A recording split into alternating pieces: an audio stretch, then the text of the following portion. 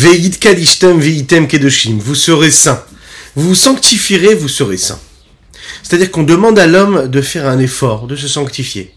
Lorsqu'il se détache de la matière, lorsqu'il quitte les plaisirs, les désirs, les pulsions matérialistes de la vie de tous les jours, ce que le monde mensonger lui offre, alors à ce moment-là, il laisse à la sainteté la place d'exister. Elle est déjà là, cette sainteté qui émane d'Akadosh Baruch Hu, de l'infini du Saint béni soit-il, et qui va se révéler, se dévoiler en lui, et donc éclairer et rayonner dans son existence. Oui, quand on fait cet effort-là de détachement, de recul de la matérialité, du matérialisme, de tout ce que ce monde-là nous offre, eh bien la sainteté s'impose automatiquement, et donc nous sommes déjà saints en réalité. Boker Tov les Koulam, bonjour à toutes et à tous, je suis infiniment heureux de vous retrouver en cette magnifique matinée que Dieu nous offre sur la terre. Merci Hachem pour tout ce que tu fais pour nous. J'espère que vous allez bien, je vous invite à partager, à liker et commenter cette publication, afin que nous soyons encore et toujours plus à étudier cette sainte Torah, et pourquoi pas faire profiter chacune et chacun de cette venue là de Mashiach, de la reconstruction du troisième temple. On pense à toutes ces personnes, à tous ces chayalim qui ont donné leur vie, à toutes ces personnes qui ont donné leur vie pour Eretz Israël depuis tellement de temps. Plus de 20 000, vous l'imaginez un petit peu. On pense à chacune de ces âmes-là. Et donc que cette étude-là, elle soit là aussi pour toutes ces personnes-là à qui on pense. Nous allons développer aujourd'hui notre 45e chapitre de Tanya, Baruch Hashem, grâce à Dieu. Et aujourd'hui, nous étudions pour la Refoua Shelema d'Avraham Nissim Ben Sultana, mais aussi la Refoua Shelema totale et complète de Sophia Bat Germaine, qu'Hachem lui envoie une guérison totale, véritable. On compte sur chacune et chacun d'entre vous pour dire les Chaim et dire bien sûr Amen à ce Refoua Shelema, les Chaim, les Chaim. Juste après ces quelques notes de Nigun, on développera donc ce Tanya du jour.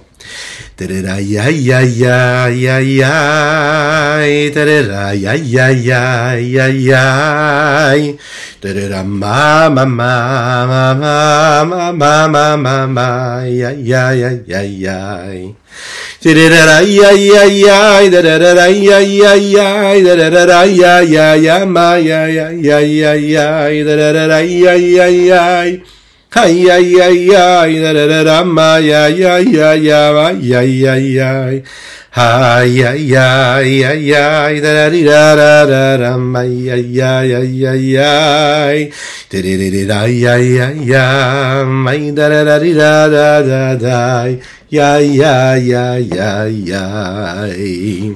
Rabbi Zouché d'Anipoli, c'était une personne, un tzaddik, qui rapprochait énormément de personnes à la teshuva. Il les a aidés à revenir vers Dieu lorsqu'ils s'égaraient de la bonne route.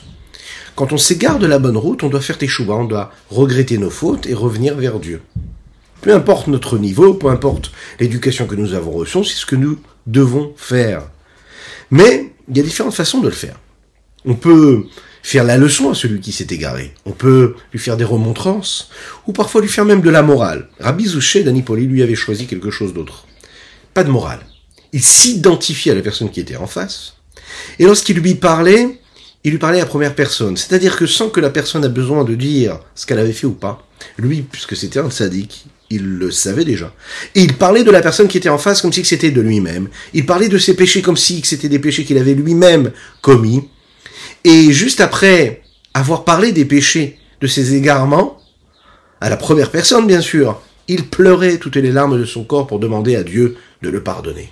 La personne qui était en face, elle se sentait entendue, comprise, sans avoir besoin de parler. Elle s'identifiait à cette douleur-là qu'avait Rabbi Zouché, comme Rabbi Zouché lui-même s'identifiait à la douleur, ou au manque, ou à la nécessité de teshuva que les personnes qui étaient en face de lui devaient et étaient censées ressentir. Et de cette façon-là, il les amenait à faire teshuva. Il pleurait pour son frère juif. Le chapitre que nous allons étudier aujourd'hui nous permet de comprendre quel est le pouvoir de la compassion, de la miséricorde. D'ailleurs, c'est pas un hasard si nous allons parler de cette vertu-là de Rachamim, la Midat Rachamim, qui correspond aussi à ce que nous appelons la Séphirat à Tiferet. Tiferet, c'est la troisième Séphira que nous abordons cette semaine-là, dans le décompte du Homer. La première, c'était Chesed, deuxième semaine, Gevura, bonté, rigueur, et maintenant, Tiferet. Tiferet, c'est cette harmonie, l'osmose, la symbiose des deux, c'est-à-dire réussir à réunir la bonté et la rigueur.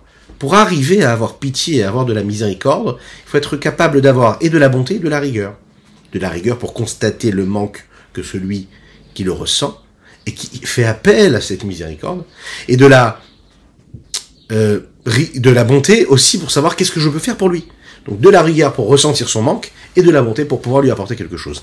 Mais j'ai besoin de ce juste milieu qu'il y a dans la Midat Rachamim. 3 patriarches nous avons, Avraham, Yitzhak et Yaakov. Nous pouvons aimer Dieu, nous devons craindre Dieu. Avraham, c'est le chesed, la bonté totale. Gvura, c'est pachad Yitzhak, la rigueur qu'avait Yitzhak avec nous. Et puis nous avons Yaakov. Yaakov, c'est Midat Rachamim. C'est cette vertu-là de miséricorde et de pitié. Nous l'avons compris, on doit aimer Dieu de ces 3 sentiments, ces 3 formes d'amour. L'amour, donc le chesed, comme Avraham Avinu, Gvura, comme Yitzhak, par la rigueur, par la crainte, Yirat Shamaim, la crainte de Dieu, mais aussi cette 3e-là, Séphira, qui est la Séphira de Tiferet, et qui se traduit par la miséricorde. Alors miséricorde pour qui? Pourquoi? Quand il s'agit de l'autre, en effet, on peut réveiller en nous la nécessité de miséricorde. Pour soi-même, on a tendance à ne pas avoir de miséricorde. Pourquoi? Parce qu'en fait, on justifie nos égarements ou nos manquements à travers justement ce que nous aurions pu ou dû faire. Et donc, on justifie cela, et donc nous n'avons pas en général de pitié de nous-mêmes. Oui. On va voir qu'ici, le Rabbi Shlomo Zalman, il nous dit ici qu'il faut absolument qu'on ait pitié de soi-même. De qui, de quoi, pourquoi? La Neshama qui est en nous, qui est dans ce corps-là, dans ce corps si étroit, elle vient d'un endroit qui est très très élevé. Elle est tout près du trône céleste lorsqu'elle descend dans ce corps-là, ici bas. Elle arrive dans ce corps-là. Et cette Neshama-là a une mission. Sa mission, c'est de vivre le plus possible cette divinité, cette connexion à Dieu, ici bas dans ce monde-là matériel, dans ce corps matériel. Oui, mais dans ce corps, il n'y a pas que cette âme divine, il y a aussi cette âme animale. Et l'âme animale, elle va se joindre au corps pour justement attirer l'homme vers tous les plaisirs du monde, tout ce que le monde peut lui offrir. L'âme divine, elle, va devoir aussi se battre pour trouver une petite place. Ça va pas du tout être évident. Mais rappelons-nous, qu'est-ce qu'elle a vécu cette Neshama? Nous le disons tous les jours dans la Tefila. Elokai, mon Dieu, Neshama Shenatatabi, cette Neshama que tu as mis en moi, c'est-à-dire Chelek Elokam Imal Mamash, une parcelle divine que Dieu nous a inculquée et nous a insufflé cela lors de la création, Théoraï, elle est pure. Ataberata, une fois qu'elle a été créée, qu'elle vient du monde d'Atsidut, elle descend au monde de Bria. Ensuite, elle va dans le monde de Yetzira. Ensuite, elle va dans le monde d'Asiya. Ataberata, Atayetzarta, Atanefartabi, c'est devenu mon corps. C'est devenu ce que je ressens. C'est devenu mon oxygène. Le problème, c'est que le corps et l'âme animale, nous l'avons dit, va être à la recherche de quelque chose qui est totalement contraire de ce que cette Neshama va rechercher. Le corps et l'âme animale sont centrés et sont intéressés par ce que le monde peut m'offrir à moi-même, alors que l'âme divine va chercher à savoir quel est l'intérêt de Dieu dans ce rapport qu'elle a avec la matière. Un homme qui s'habitue à vivre selon ce que le monde peut lui offrir, c'est-à-dire la vie matérielle, physique, grossière peut lui offrir, eh bien la seule chose qui va l'intéresser, c'est cette quête infinie du plaisir et du profit instantané et du profit physique et matériel. Dans ce corps-là, dans cet homme-là, il y a aussi cette petite voix-là qui veut se faire entendre et qui est en conflit permanent. C'est cette voix-là qui vient d'Akadosh Baruch Hu, qui vient de Dieu, cette Neshama, cette âme divine, qui elle veut se connecter à quelque chose de plus spirituel, de plus saint. Alors, le Rabbi Shlomo Zalman ici, il faut nous dire, il faut faire appel à la Rachamim parfois. Il faut avoir pitié de notre âme. Ça suffit d'écouter que le corps. C'est normal, ok, on a des faiblesses, mais il y a un moment, il faut se réveiller et se dire, aie un peu pitié de ton âme divine. C'est ta raison de vivre, c'est ta raison d'être ici-bas sur terre. Ok, ton corps te dicte, ton corps t'impose des choses, mais toi, tu dois avoir pitié de ton âme. L'Echaim. Et comme toujours, en Chassidut, on nous apprend que pour atteindre quelque chose, pour arriver à quelque chose, eh bien, il faut la réflexion. Pourquoi ? Quand est-ce qu'un homme il peut avoir pitié et éprouver de la miséricorde pour quelqu'un d'autre ? C'est que lorsqu'il le voit dans une situation compliquée. Il va avoir une personne qui est dans le manque de quelque chose, donc il va chercher la solution pour combler ce manque-là. Prendre conscience qu'une personne est dans une situation compliquée, c'est déjà une forme de jugement et d'analyse qui est contraire en réalité à ce que l'on va faire juste après, mais qui en même temps va de pair avec ce que nous allons faire et ce qui va être créé par ce sentiment et de miséricorde. Pourquoi est-ce que j'ai pitié? Parce que je vois que l'autre manque de quelque chose. Le fait que je sois conscient qu'il manque de quelque chose, c'est ce qui va faire appel en moi à cette nécessité-là de combler ce manque et donc à cette miséricorde et à cette pitié-là. Pour pouvoir avoir pitié de notre âme, il faut réfléchir. Comme toujours, nous l'avons dit, pour aimer Dieu, il faut de la hitbonenut, de la réflexion. Pour pouvoir craindre Dieu comme il faut réfléchir aussi, la hitbonenut, toujours. Réfléchir, approfondir l'idée, pour faire naître en nous ce sentiment d'amour ou de crainte. Et puis, pour la rachamim, on va le voir ici, c'est pareil. La hitbonenut, ça vient pas en réalité. La réflexion, c'est pas quand un homme il se sent bien, il est dans sa zone de confort, et quand il est dans sa zone de confort, en fait, il n'y a rien qui le dérange. Et comme il n'y a rien qui le dérange, il ne trouve pas le besoin, la nécessité de faire un effort quelconque pour aller dans une direction ou dans une autre. Lorsqu'il réfléchit, il est capable de s'extraire de sa situation, de sa zone de confort, de son état dans lequel il se trouve, pour justement aller chercher une force qui va être quelque chose d'extérieur, qui va lui permettre d'oser quelque chose de plus. C'est-à-dire de se mettre en danger.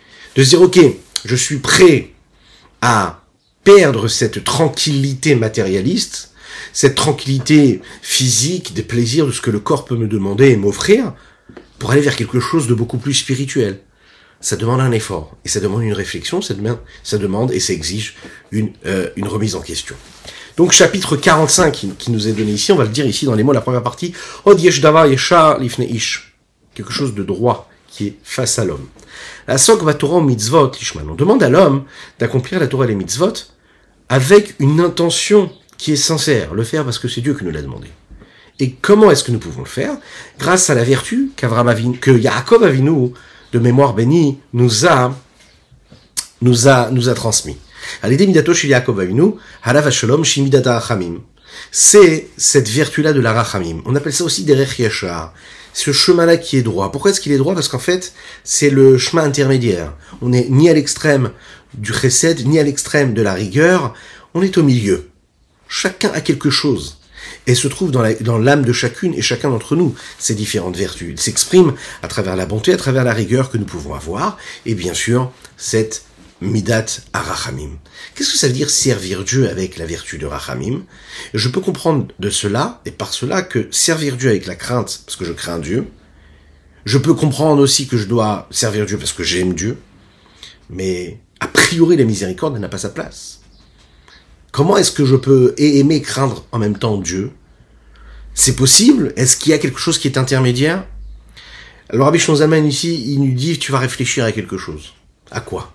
Les horaires de Machashavato. Il faut réveiller dans sa pensée, que ce soit dans l'amour ou dans la crainte. Ce qu'il est capable de faire, puisqu'on l'avons vu, je peux réveiller en moi cette nécessité d'aimer ou de craindre Dieu. Trila d'abord, Rachamim Rabim Mifnachem Al-Nitsus Elokoto Amechaya Nefesh. Je dois d'abord avoir pitié de Dieu. Ça fait bizarre de dire une chose pareille. Mais réellement, c'est ce qui va nous amener à une forme de sincérité en réalité. Je vais avoir pitié de Dieu. A priori, qui je suis moi pour avoir pitié de Dieu? Mais en fait, j'ai pitié de cette étincelle divine qui est en moi, et lui, bien sûr, je peux avoir pitié de lui. Vous vous souvenez l'exemple que nous avons donné dans le chapitre précédent qui concerne le fils du roi, qui se trouve en captivité. D'accord? Eh bien, il est en captivité. Eh bien, l'étincelle divine qui est dans notre corps, elle est aussi en captivité, elle est en exil. Bien sûr que c'est un fils de roi, mais il n'est pas habillé comme le fils du roi. Il a des vêtements qui l'entourent et qui ne lui correspondent pas du tout. Cette étincelle divine, elle est dans notre corps, mais on pense qu'elle est heureuse, mais pas du tout. Elle est là, cette étincelle-là, cette âme divine, et elle se forme et elle est entourée d'habits qui ne sont pas les siens. C'est-à-dire, les habits du monde. Ce que le monde offre.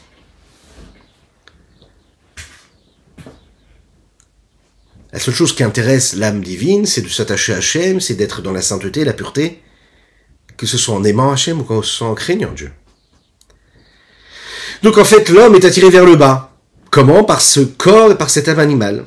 Et donc il va avoir pitié de cela, il doit y penser, il doit réfléchir à ça.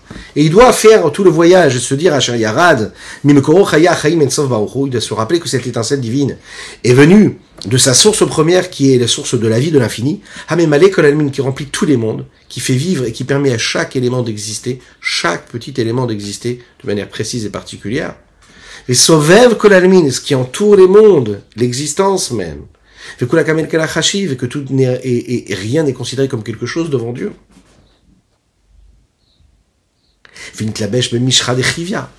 Et de ces niveaux-là, aussi élevés, cette étincelle divine a fait ce long voyage pour s'habiller ou dans quoi?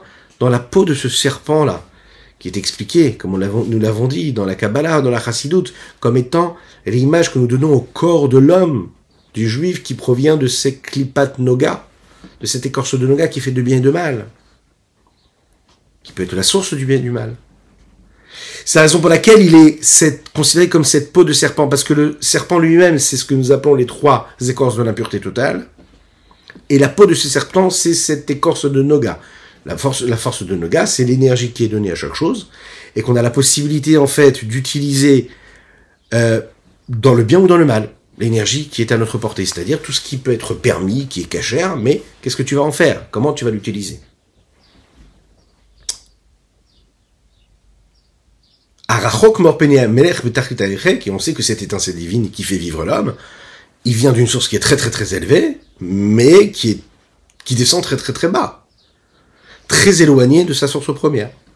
Qui a olam azeh utachlit aklipot agazot, parce que c'est que le monde dans lequel nous vivons, le monde grossier, est le plus bas de tous les mondes, et c'est en réalité un monde où il y a du mal. Plus que cela, où l'écorce du mal, le négatif, règne. C'est lui qui gouverne. Et c'est très difficile de vivre dans ce monde où le mal gouverne et dans lequel il faut réussir à s'extraire pour faire ressortir justement ce qu'il y a de plus beau, de plus sain. Ou bifrat, précisément que chez Skor al-Kolma, ça veut dire l'homme donc approfondit sa réflexion et il se souvient à toutes ses actions, de toutes ses paroles, de toutes ses pensées qu'il a eues depuis le premier jour de sa vie, de son existence, et qui n'était pas comme il fallait. Ou Melech Assour Bariatim, il pense à ce roi qui est complètement enfermé, lié complètement. Qu'est-ce que c'est ces réatim, ces réité mocha? Ce sont ces endroits, ces pensées qui s'entremêlent dans sa pensée et qui viennent et qui courent dans tous les sens et qui sont là pour abreuver l'homme, pour prendre son cerveau et nourrir son cerveau d'une pensée et encore d'une pensée et encore d'une pensée. Elles courent et malheureusement souvent elles sont pas tout à fait liées à la mission pour laquelle l'homme il est sur terre. Elles ne sont pas liées à cette sainteté, cette pureté de cette étincelle divine qu'il a en lui. Elles s'égarent complètement, elles se perdent, ces pensées. Et donc elles perdent l'homme complètement.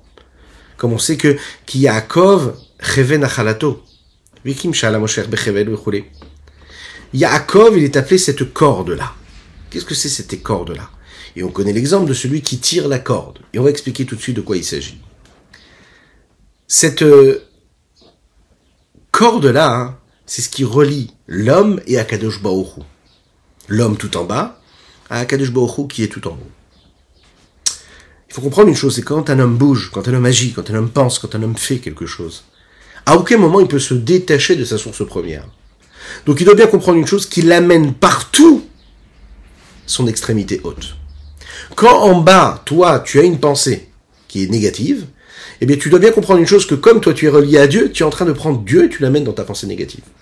Tu es en train d'agir négativement, mais tu amènes l'extrémité haute de ta corde, puisque tu es attaché à l'infini du Saint béni soit-il, et tu l'amènes avec toi dans ta mauvaise parole. Et la même chose dans les actions. Donc il faut imaginer un petit peu ce que ça veut dire. Yaakov Reven Chalato, c'est vraiment qu'on amène Dieu partout, et qu'on l'amène dans notre exil malheureusement.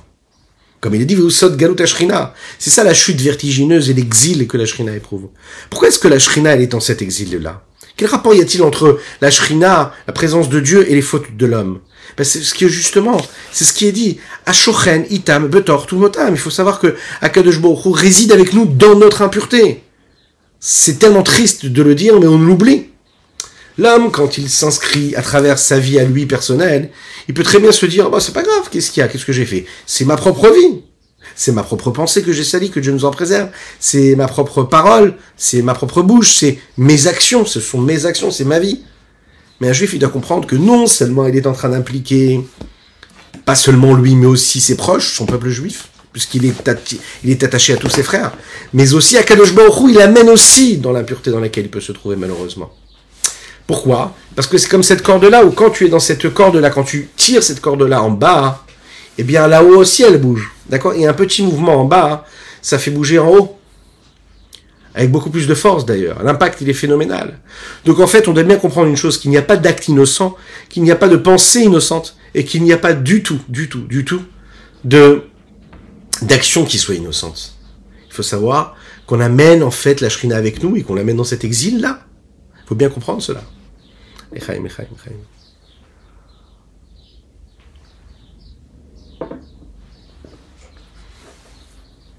Ici, le Rabbi Shlomo est en train de nous dire que nous avons deux choses ici. D'un côté, nous avons du mérite, et de l'autre côté, nous avons une responsabilité. D'un côté, j'ai un grand mérite. Pourquoi? Parce qu'un homme qui se trouve dans les limites de ce monde de la nature, d'accord? Et que il réussit à faire en sorte que rien ne l'empêche de s'attacher à Hachem. Donc il combat ce monde-là qui peut l'empêcher de faire ce que Dieu lui demande. Avec la force de ses actions, il est capable d'amener une influence et une dose de Gdusha, de sainteté ici-bas sur terre qui est phénoménale. Un homme, il est capable d'engendrer, de créer quelque chose de très puissant. L'homme, il est capable même de causer des miracles. Malheureusement, dans les cas inverses, lorsqu'il est très très bas, il peut tomber très très très bas. Mais quand il tombe très très bas, il peut encore une fois faire teshuva, il peut remonter encore plus haut. Donc il a un pouvoir extraordinaire du côté positif. D'un autre côté, il y a ce qui est négatif. C'est-à-dire la responsabilité, dans le sens négatif, responsabilité de ne pas tomber dans le négatif. Étant donné que nous avons le nom d'Akadosh Baruch Hu en nous, que la Shrina elle est en nous, que la présence de Dieu elle est en nous, alors on doit bien faire attention à tout ce que nous faisons. On doit se souvenir qu'on est pur, qu'on est saint. On doit se rappeler que quand par exemple le mauvais penchant nous attire vers quelque chose de négatif, nous tente, d'accord, veut nous faire tomber et veut nous amener à faire l'inverse de la volonté de Dieu, on doit se renforcer en se disant attention, je ne suis pas n'importe qui. Je porte en moi le nom d'Akadosh Baruch Hu, je ne peux pas faire n'importe quoi.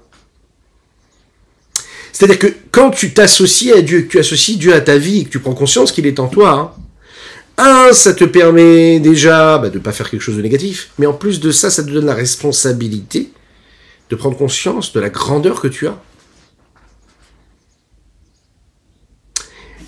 Et là, à ce moment-là, c'est ça le sentiment de miséricorde que l'on peut réveiller en nous. De se dire, ok, pour moi, c'est pas grave, même si pour moi j'ai trouvé des raisons pour lesquelles, chas v'shalom, je me dis, c'est pas grave si je fais ça ou ça, ou bien j'ai des excuses, pas des excuses de tout, de plein de choses, pour faire une avéra. On a toujours des excuses, malheureusement, les tzara, il en trouve.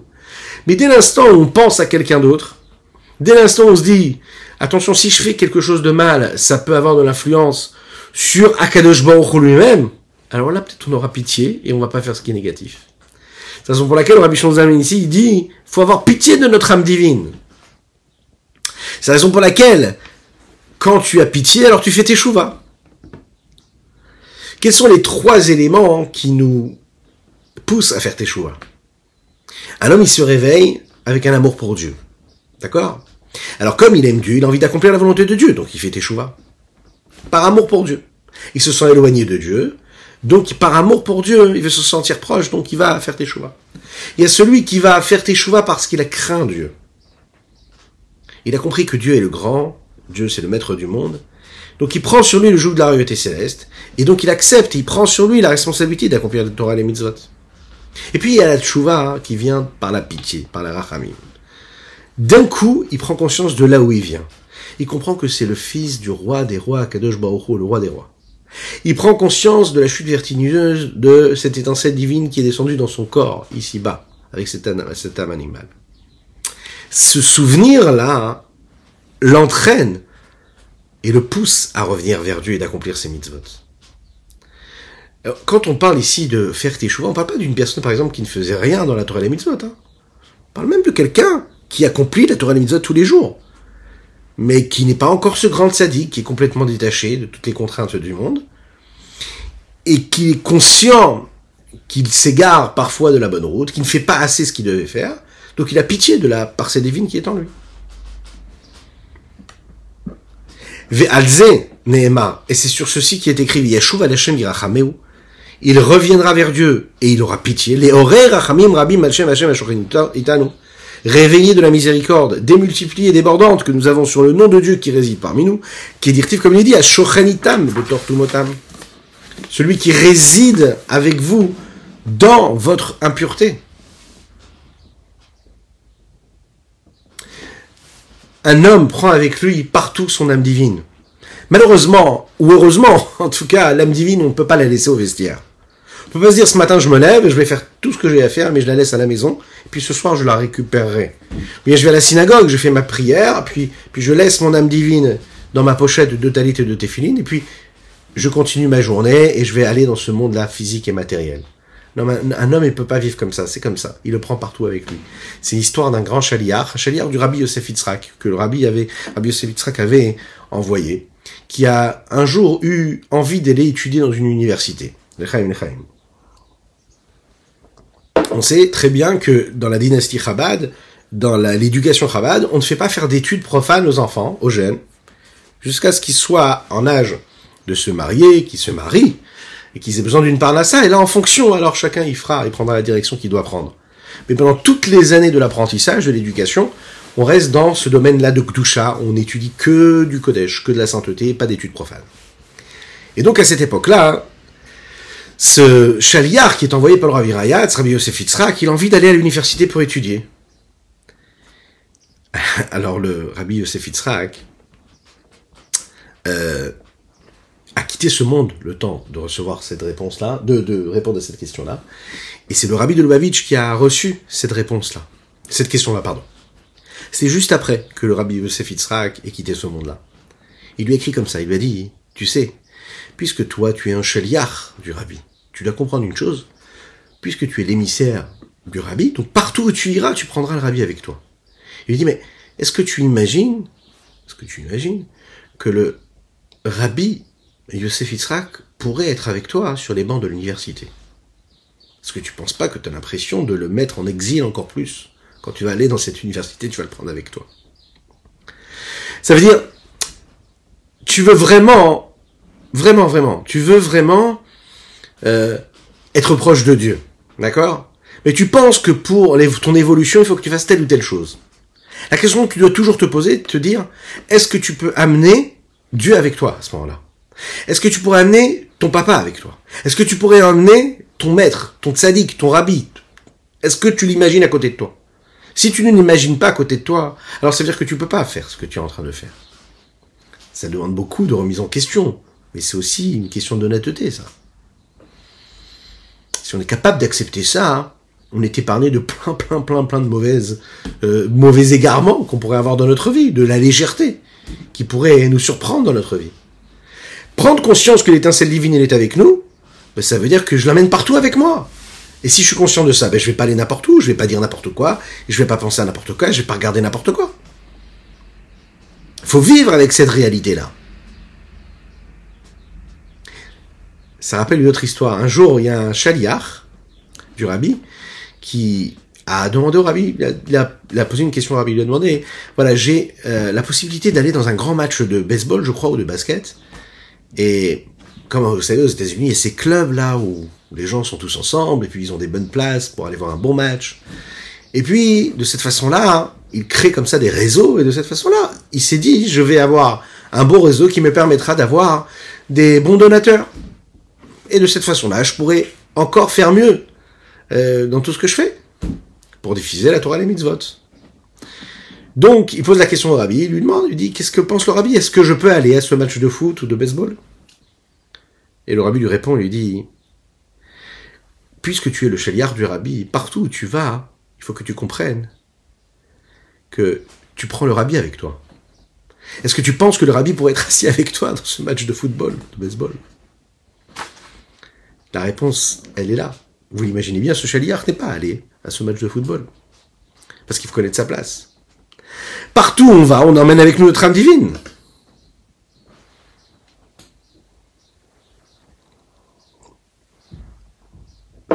les Chaim. Nous avons parlé de Yaakov. Yaakov, c'est la Midat HaRachamim. Yaakov, c'est Midat HaRachamim, ça veut dire avoir pitié de cette âme divine, de ne pas la faire trop souffrir, quelque part. Quand on parle de Yaakov, on était obligé de parler de Rachel Imenu. Rachel Imenu. Cette pitié, cette miséricorde que Yaakov avait, c'est l'expression qui ressort de l'histoire, de la rencontre qu'il y a entre Yaakov et Rachel. Vous savez que quand Yaakov a rencontré Rachel, le texte nous dit Vaïchak Yaakov les Rachel Vaïevk. Il a enlacé Rachel et puis il a pleuré. Pourquoi est-ce qu'il a enlacé Rachel? Pourquoi est-ce qu'il a embrassé? Le texte nous dit Vaïchak. Et pourquoi est-ce qu'il pleure? Et tout simplement, enfin, et il faut aussi comprendre pourquoi est-ce que la Torah nous raconte cette histoire-là, cette anecdote-là. Qu'est-ce qu'il y a de si particulier dans cette histoire? Qu'est-ce que Yaakov représente et qu'est-ce que Rachel représente? Il faut savoir que d'après la Kabbalah Chassidut, Yaakov représente cette vertu-là de miséricorde. Sa neshama, elle vient de la Midat HaRachamim d'Akadosh Baruch Hu. Précisément, de la Séphira de Tiferet, dans laquelle nous sommes cette semaine, qui, elle, cette Tiferet-là, est dans le monde d'Atsilut.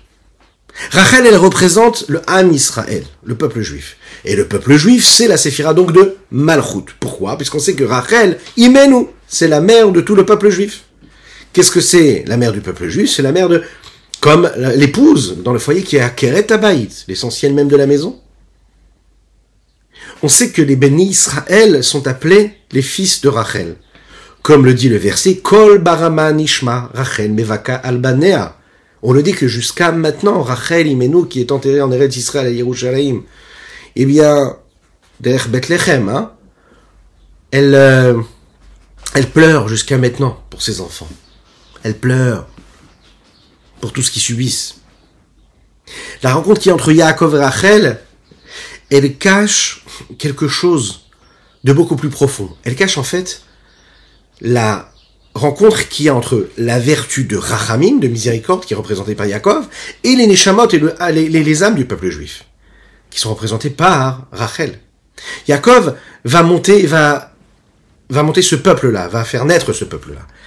Et il voit directement que le peuple juif va subir une chute phénoménale. Il voit déjà, en fait, que le peuple juif, qui va être son peuple, que Dieu lui demande de créer, de façonner, de faire grandir, de faire naître, il voit déjà qu'il va tomber en exil d'Égypte, il voit qu'il va tomber dans l'exil babylonienne, et jusqu'à notre exil dans lequel nous nous trouvons, Bezrat Hashem, pour quelques instants encore, puisque la délivrance arrivera.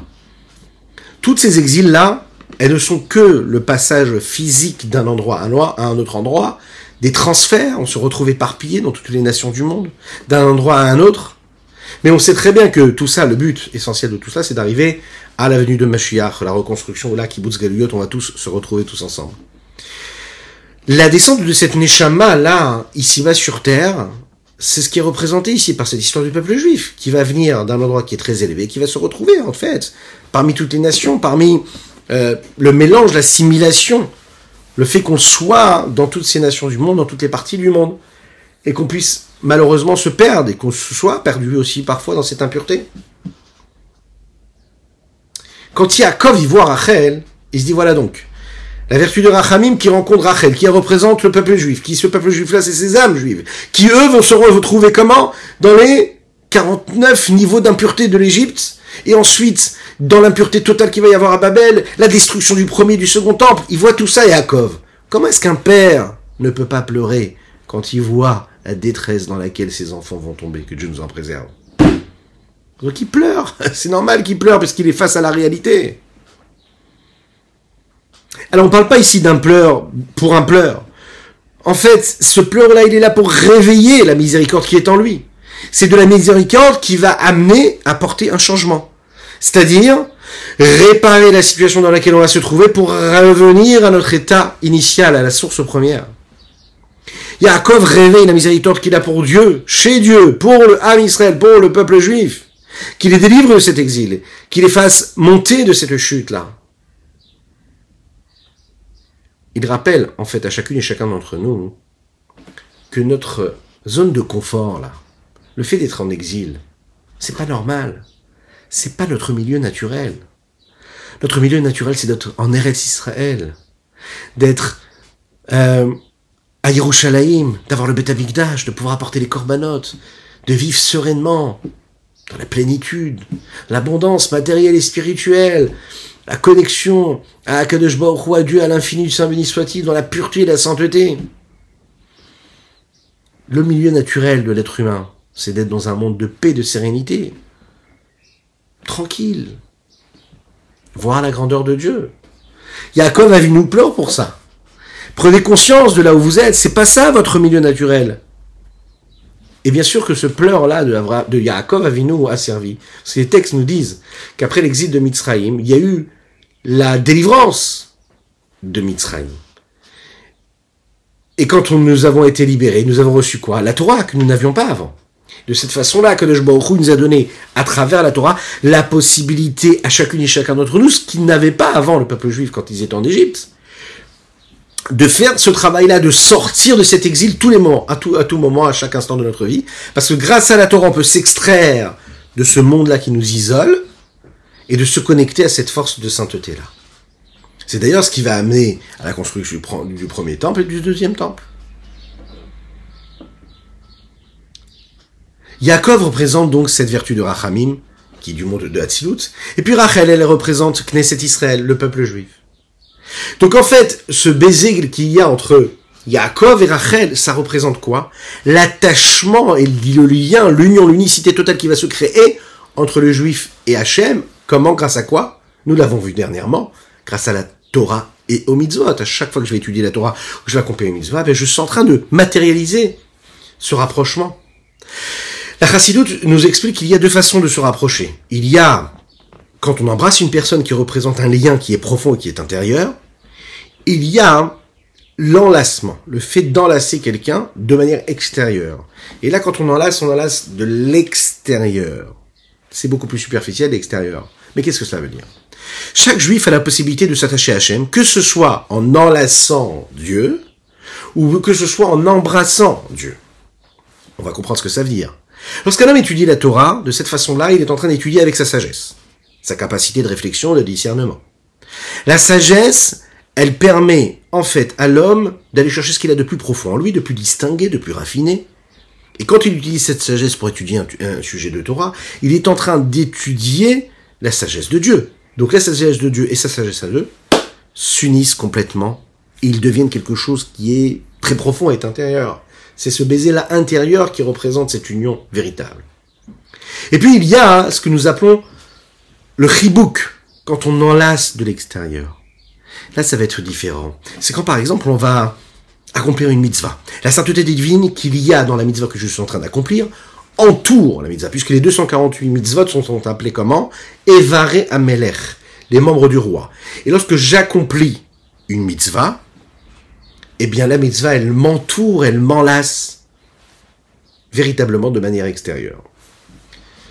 On va comprendre ici, dans la suite de ce chapitre-là, que les mitzvot, elles se séparent et elles sont différenciées en trois parties. Il y a les mitzvot qui sont concernés par cette vertu-là de bonté, de chesed, celles qui sont représentées par la vertu de gevura, de rigueur, et celles qui sont représentées par quoi?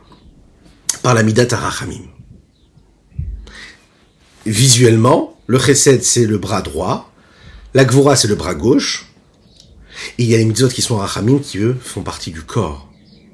Quand on accomplit la mitzvah, en réalité, on mérite d'être enlacé de manière complète et totale par Akadosh Baruch Hu. Lechaim, lechaim. Vezeu shama katuv Ishak Yaakov leRachel vaïsa et kolo vayev. Ce qui dit le verset ici, c'est ça. Et il a embrassé Yaakov Rachel, il a élevé sa voix, il a pleuré. Pourquoi? Parce que qui Rachel, il Knesset Israël. Mais Kor Kol HaNeshamot, Rachel, c'est le peuple juif, la source de toutes les âmes du peuple juif.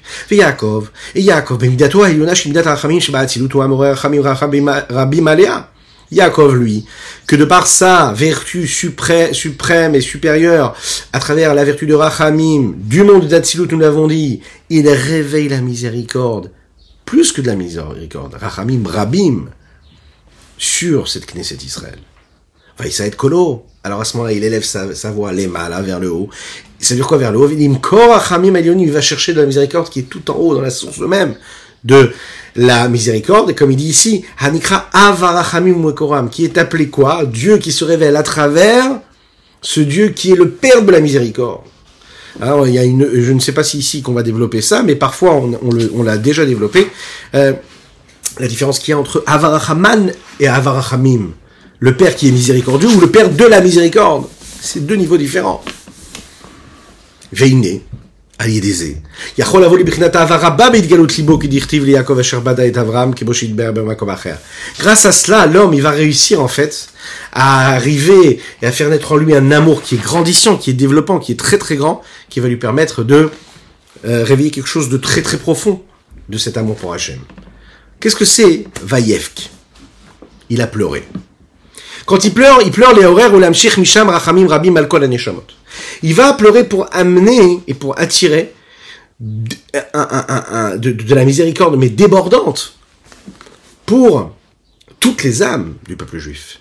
Vers le Mekor Knesset d'Israël, la source même du peuple juif, la Halotan Migalutan, pour les faire monter de cet exil-là, et pour les unir dans cette unicité, dans son union suprême, qui est la lumière de l'infini du Saint béni soit-il. Biprinat Neshikin, à ce niveau-là, qui peut être représenté par le baiser. She'im itdabkud rucha berucha. Qu'est-ce que ça veut dire? Ça veut dire le lien et le contact qu'il peut y avoir entre le souffle, cet entremêlement des souffles qu'il y a, qui moshekatu vishakenu min neshikot piyu, comme le dit dans les Shirachirim, un véritable baiser qui est l'expression même de ce qu'il y a de plus profond entre deux êtres. Lorsqu'un homme, par exemple, à travers le souffle de sa bouche, il prononce des mots, il prononce des lettres, qui, elles, expriment une idée de la Torah, il est en train d'utiliser son souffle. Son souffle, c'est le souffle d'Akadosh Baruch Hu. Donc il y a un entremêlement des souffles de Dieu et de l'homme, quand il dit les mots de Torah, quand il dit la halakha. Lorsqu'il pense à une idée de Torah, il est en train d'entremêler sa pensée à la pensée d'Hachem. Ou Maasé, quand il fait une action, il entremêle son action à l'action d'Hachem, chez Maasé à mitzvot, c'est l'action des mitzvot, Prat Maasé Tzedaka Vachesed, et particulièrement, précisément, quand il fait une mitzvah qui concerne le chesed comme la tzedaka, des chesed roi yimina, le chesed c'est du côté droit. Vous prenez notre chibuk mamash, c'est réellement ce qu'on appelle enlacé, puisqu'il y a tous les niveaux qui sont, à ce moment-là, quand on fait la mitzvah, mis à contribution, comme il a dit, viminu techabekeni, et par ma droite tu m'enlaceras. Et c'est qu'Atorah Bediou Machachevet Ayun. En Bechinat Nishikin Mamash. Comme il a dit juste avant. Il revient sur ce qu'il a dit d'avant. Par contre, quand on étudie la Torah et qu'on dit les mots de Torah et qu'on comprend quelque chose et qu'on approfondit une idée de Torah, alors ça, c'est véritablement ce Neshikin là. Cet entremêlement de ce qu'il y a de plus profond en réalité. Et grâce à ça, quand on réussit à travailler sur ces différents niveaux-là, alors à ce moment-là,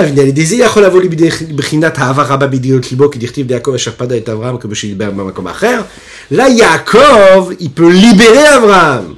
Comment Yaakov, il libère Abraham? Parce que quand tu réussis à travailler de cette façon-là, et aimer Dieu de cette façon-là, parce que tu as fait appel à cette Midat HaRachamim, alors tu peux aller chercher quelque chose qui est beaucoup plus élevé, mais qui n'était pas libéré comme il aurait été, et qu'il aurait dû être libéré. Et grâce à ce jusqu'au boutisme qu'il y a à travers la Midat HaRachamim, alors là, on réussit à libérer Abraham. Voilà ce qu'on pouvait dire sur ce Tanya du jour. Je vous rappelle que nous avons étudié pour la Refoua Shelema d'Avraham Nissim Ben Sultana, mais aussi pour la Refoua Shelema de Germaine, de Sophia Bat Germaine, qu'Hachem lui envoie une guérison totale et complète. À très bientôt.